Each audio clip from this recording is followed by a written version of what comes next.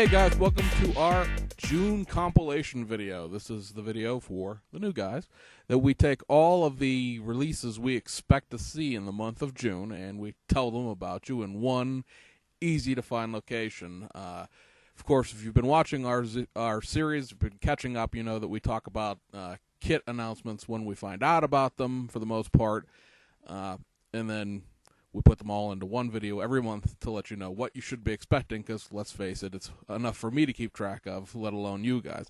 So we bring out the Notebook of Knowledge, and this will be actually a pretty decent video. June's going to be a busy month all the way around, both domestically and internationally.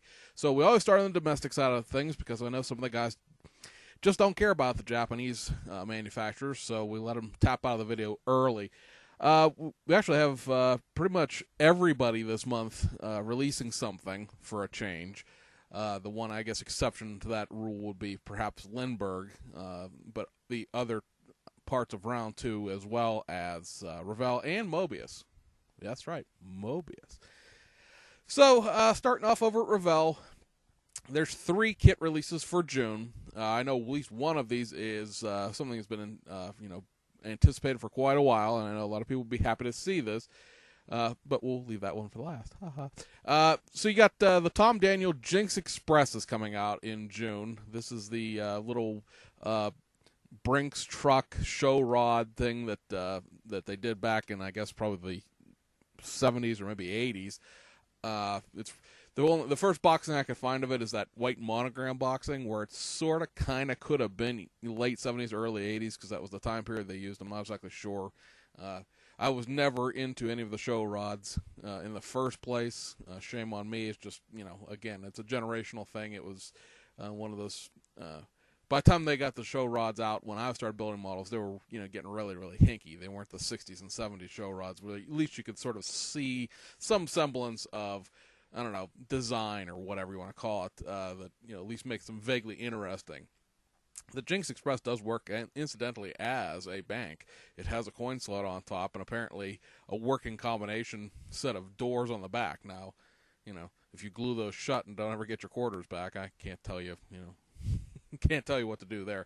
The other one would be the 124 scale, so this is another old monogram kit, 53 Ford panel wagon, or panel van as they're calling it. This can only be built in the custom version. Anybody who's been building for, any length of time knows this kit, knows what it's about. It's, kind of very dated in the 80s. There are no new parts to this. It's just a straight reissue of the kit as it always has. So it's a custom interior, custom wheels, and cannot be built stock.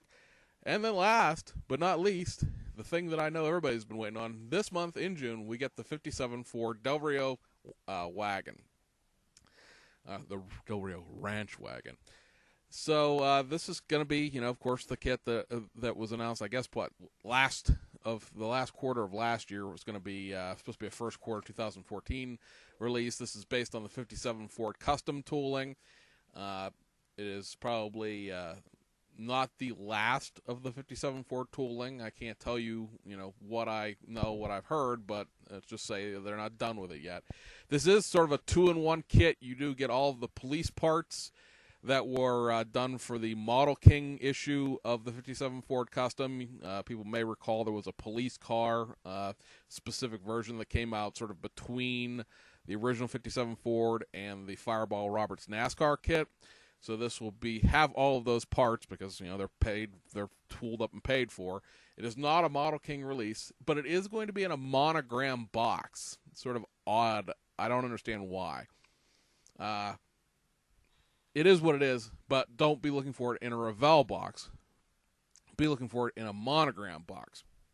Then we go over to round 2. Round 2's got 2 things coming out under the AMT banner, 1 under MPC. Over at AMT, 2, all this stuff's always reissues at round 2, but 2 some really old stuff here. You got the Little Hot Dogger Show Rod. This is essentially what looks like a, for lack of a better term, a outhouse on maybe a Model A chassis, I guess. I don't know. It's the theme of it is supposed to be a dog catcher, and so it's a little shack dog catcher thing mounted to a chassis. Again, you guys, if this is the stuff you're into, God bless your souls. But what's new about it, or at least what they've updated here, they're giving you pad printed drag slicks. There's some sort of cardboard display diorama that's going to come with it. It's got, of course, the vintage retro box art, and I am quoting here, hilarious decals. That's right, folks. They're going to be hilarious. You're going to open the box, and God bless, you're just going to laugh. You're going to die. You'll be on the floor for a week solid and never be able to get up. You know, your wives are going to have to bring you food. It's just going to be so funny. And then the other thing is the TV dune buggy. This is kind of sort of like the Meyer Manx, but it's not. As far as what you're getting there, this is the first time this kit's been available for over 40 years. You can build it in a 3-in-1, either a stock TV dune buggy, a sand dune buggy, and a bodiless sand rail. You're going to get expanded decal sheets for it. There's going to be one in every case, and a case is usually 12. One of it, and in every case, is going to be molded in a transparent metallic blue. So if you do remember the actual original issue of the Meyer Manx when it came out, probably 3-4 years ago now, every so often one of those was molded in metallic purple. And so now there's this, what they're calling like the Catch the Cat, the cat from AMT, to get, so one in every case could be molded in this, metallic blue. Whether or not that actually makes something, that, a collector's item, yeah, I guess.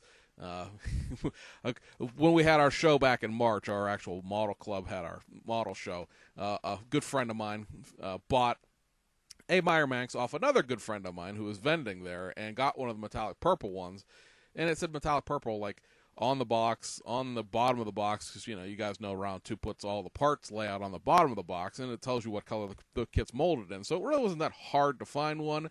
And then, he sold the collectible one for what the regular one was because, didn't realize it was the metallic purple one. So, again, it's collectible probably on eBay, but in reality, it's not going to be worth anything. Also, that kit's going to have tinted windows. It's going to come with regular clear windows and what AMT, and I am quoting here, is calling psychedelic yellow. So once you pick yourself up off the floor from finishing laughing at those hilarious decals, then you're going to go on a trip. Man, it's just going to be, whoa, way out there. And then finally, some semblance of reality over at MPC. They're going to be reissuing the 3-axle gravel trailer. This is designed, of course, to go with all of the big rig kits. There's going to be a new expanded set of decals for this kit. They're going to include a lot of markings for trucking companies, whether or not they'll be real or fake, don't know. But they're trying to make it so that you could hook this to a tractor and actually have sort of a combination with it rather than just being a standalone trailer. Vintage MPC box art, and there apparently are parts and instructions on how to convert it into a functional dumping bed rather than just being a static trailer. And that leads us over to Mobius. Now, these kits are actually for sale in Japan, which means they are days away from being on your shelves at your local hobby shop or, being filled if you pre-ordered it from a online retail. And that is both the 71 Ford Ranger XLT and the 69 Ford Custom, the short wheelbase with a 6-cylinder that is being sold through Model King. So finally, after what has got to be close to 3 years worth of delays, and a good deal of that was, Mobius's fault in the sense of the kit design. Mobius has the unenviable position of trying to be as open as they can, which sometimes is a good thing, sometimes is a bad thing. At least on the forum side of things, because they'll say, well, here's what we're doing, and then people will look at it and go, well, this isn't right, this isn't right, this isn't right, and that usually causes a conflagration of flaming between the people who think Mobius is Tamiya, which it's not by any stretch of the imagination. It is very much I don't know, 1998 AMT Ertl, which isn't a knock on Mobius at all. I thought AMT Ertl was great. It was what I built as a kid more than anything else, AMT Ertl and Monogram, because Revell had burned me with those Tri-5 kits that everything opened on, and for years I didn't buy a Revell kit because I assumed all of them were that crappy, because as like an 11-year-old kid, you don't realize that those kits are from the 1960s. You just think they were new because it appeared on the shelf one day. So, like I said, both of those Ford pickup trucks will be out. The 71 Ford Ranger, if you really need to have one before everyone else, you can go to Hobby Search, the 1999 .jp English that we put on the end of these videos, and they'll sell you one for about $44, and it'll probably be, if you want to EMS it so you get it in the next couple of days. Again, guys, trucks going by, so I apologize for the shadow. That there are, that's going to cost probably another $8 or $9. Or for $50, or about twice as much as the kit's going to cost on the shelf, you can have one before everyone else because they are available in Japan. But like I said, they'll be on the shelves any day now, literally. And so finally, those will be, slotted into out of the realm of development and into kit production. Also, we'll talk about it more when we get more information on it. The 65 Plymouth Satellite is also right around the corner. Probably looking at a July-August release on that one. This will be the first. That will be the first new tool, I should say, from the new tooling house that they're moving their contracting to. Because of all of the problems they had with the Ford pickup trucks, as well as the other kits that haven't come out yet, the Pontiacs and the Mercury Comet. And that covers your domestic side of things. Over in Japan, it's going to be quite a busy month over there as well. We found out, I think it was Friday, or maybe Saturday. It was right after I filmed the staff report video. That I know it didn't get up till Wednesday of this week, but there wasn't anything I could do about that. That Ebro and Asuka, and people may go, Asuka? We don't talk about that. Well, Asuka is the old Tasca, and all you guys that are here because of Andy and build primarily armor and stuff like that. Of course, you all know what Tasca is. That's a long-time armor company that started getting into not so much doing cars per se as doing some 124 scale stuff. They have their Orange Wheels division, which does wheels and accessories and stuff like that. The 124 scale car that they did was the Bantam, the first Jeep that was done prior to or just at the entry of World War II. It's a great kit, by the way, if you haven't ever seen it. Great way to get an early Jeep kit. But they're going to be teaming up with Ebro on some of Ebro's releases this year. I think we may have covered it, in a glancing blow, because I wasn't exactly sure what we were going to see totally out of this combination.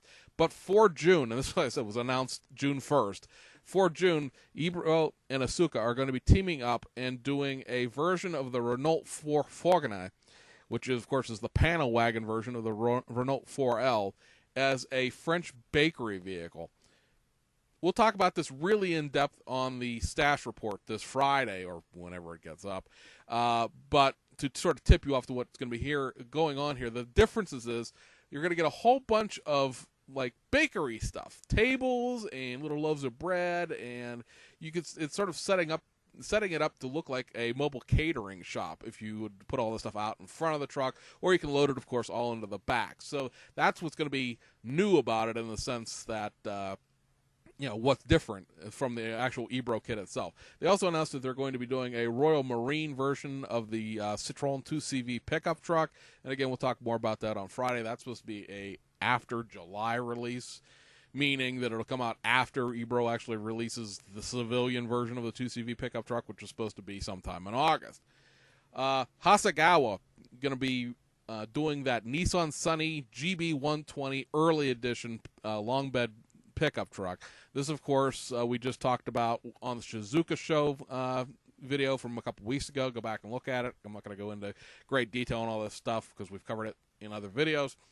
But you're going to get, of course, the new grille, new bumpers, and new interior pieces to backdate the GB121 kit that came out last year to a first production run version of that pickup truck.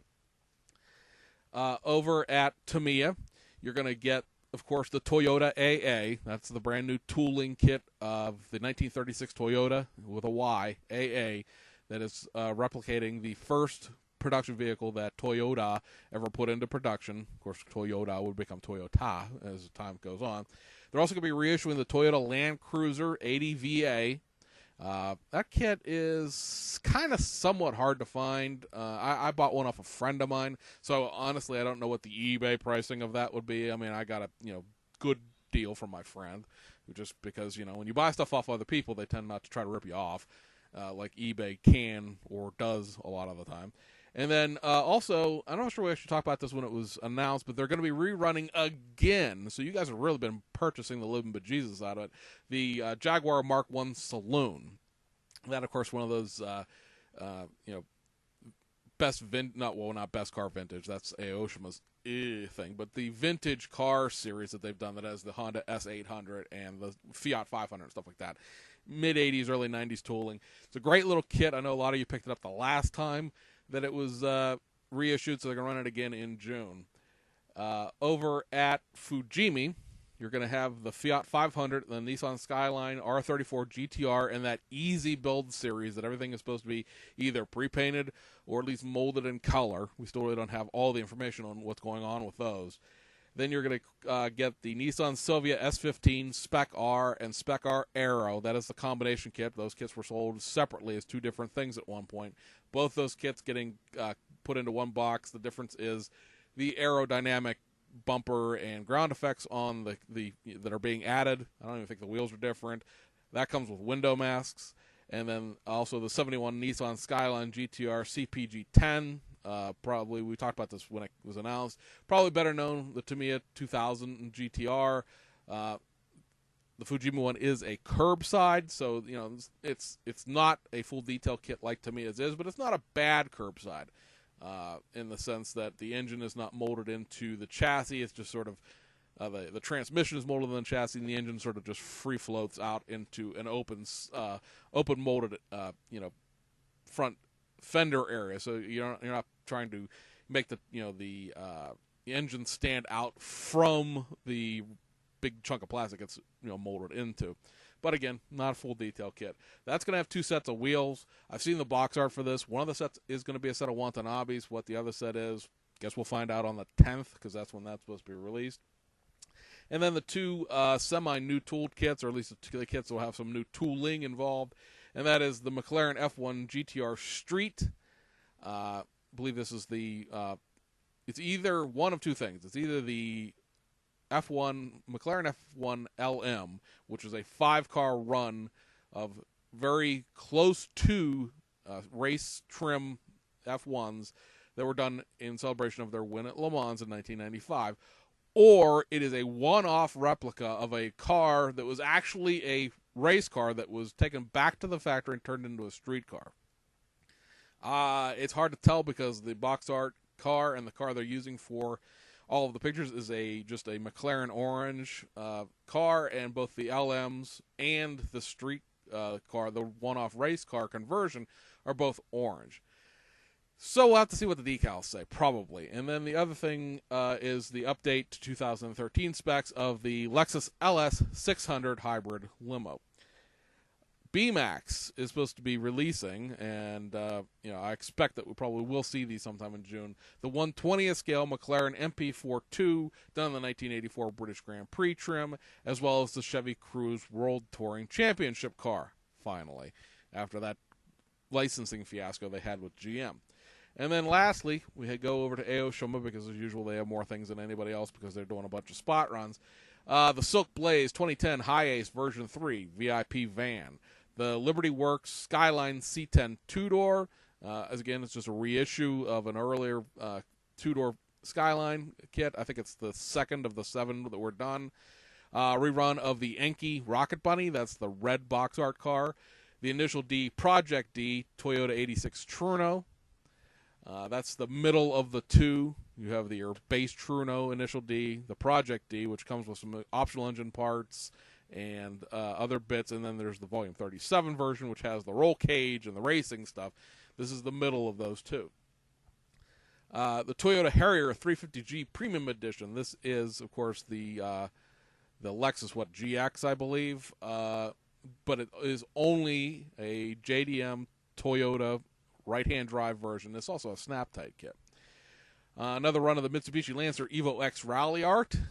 This, of course, is the only Lancer, the only Evo 10 that comes with a left-hand drive. You're also going to get a rerun of the Lamborghini Aventador and Lamborghini Countach photo etch sets. Those were just done not that long ago, but I guess they sold out already. And then 2 semi-new tools. I mean, there's a whole bunch of stuff back here that may or may not come out in the next couple of months, depending on how Aoshima's, kit production goes. But these 2, I think, actually you will see are the 1988 Lamborghini Countach 5000 Quattro with the fuel-injected engine, because I believe that to be done. I haven't seen packaging for it yet, but I think the kit is done. They've been taking a bolt display thing everywhere they go lately. And then 2015 Nissan GTR Premium North American Edition. This, of course, is the left-hand drive version of the newly minorly modified GTR tooling to modify it up to the current specs from the 2012 specs, new headlights, and a couple other things that were included. Essentially the same kit as the Japanese kit. It just has one parts runner included that has about 7 parts on it. That is the left-hand drive wipers, the left-hand drive wiper mounting area at the bottom of the windshield, a left-hand drive specific chassis, or interior pan rather, and then the left-hand drive dashboard. It is the same tree that's been in all of the Aoshima GTRs they've done since 2007. So this, again, I expect to be out. Haven't officially seen the packaging for it yet, but literally all they need to do to it to make it into this kit is run off how many ever thousand of those one part runners, because other than that, the kit is exactly the same as the JDM version that came out at the end of last year. Guys, there you go. That's June. We're going to have a little bit to talk about so far on the Stash Report on Friday. Studio 27 has announced 4 more GT3 decals for June. We'll talk more in depth about these Ebro Asuka partnership kits, and then we'll see if anything comes out, because right now there hasn't been any kits released since the end of, since our last Dash Report. So we'll see what goes on there. But anyway, guys, hope you found that informative. It helps you make your purchase decisions for the month, and we'll see you guys on the other side.